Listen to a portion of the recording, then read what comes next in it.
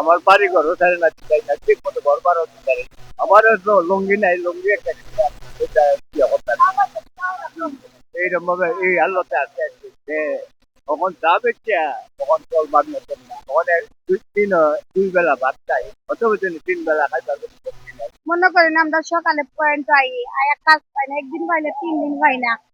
আমরা খুব কষ্ট দিন কাল যাইতাছে। মনে করেন আমরা একদিন যদি কাজে যাই তাহলে মনে করেন পাতিল বসে, আর একদিন যদি কাজে না যাই আমরা পাতিল বসে না। আমরা খুব কষ্টে সংসারটা চলতেছে। কাজে গেলে 600 টাকা পাই, আর কাজে না গেলে 1 টাকাও পাই না। টুকটুক একটা ঘরের ভিতরে দেখি, তাও এই ঘর ভাড়া দিতে পারি না। মালিকে অনেক ধরনের আচার ব্যবহার খারাপ করে ঘর ভাড়া দেয়। বাজারে খাইতে পারি না, ঘর ভাড়া দিন করতে, কিন্তু এটা মালিকে তো আর বুঝে না।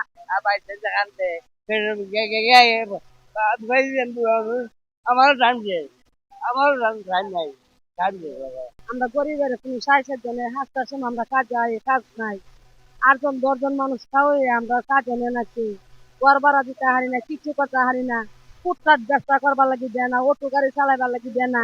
টমেটো করছি, গাড়ির বাড়ারি তুললাম, আমরা কি হইরা কামু, কি হইরা চলমু। পরিবেশ সংসারও আমরা কিছু দেয় না। খোলা হানলে চলতে হারি না, ঘর ভাড়া লাগি বেজ্জতি করে। কি হইরা চলবো জনগণ? গরিবের দ্বারে ধনির দ্বারে গেলে গরিবের বালা হানা, কয় যা যা যা এখান থেকে বাইরে। গরিবে কি হইরা চলতো? যে জায়গা ভাড়া চায় যে জায়গার মাঝে 13 রতন কমিশনের জায়গা থেকে কমিশনে ভাড়া লাগে ও হয় জোস করে মানুষের এনে দেয়। ও ঘর ভাড়া দিবার লাগি, ঘর ভাড়া না দিতে হলে বাইরে যাবো তালা মাইরা দিমু। কি হইরা চলতো গরিবে? পুলিশ যাতে কিতা তোরা অটো গাড়ি চালায় তারস না, তোরা সন্ত্রাসী করতে হারস না। পুলিশ যাতে যদি সন্ত্রাসী করতো, গরিবে কি হইরা চলতো? তো পুলিশ সন্ত্রাস, পুলিশ সন্ত্রাস।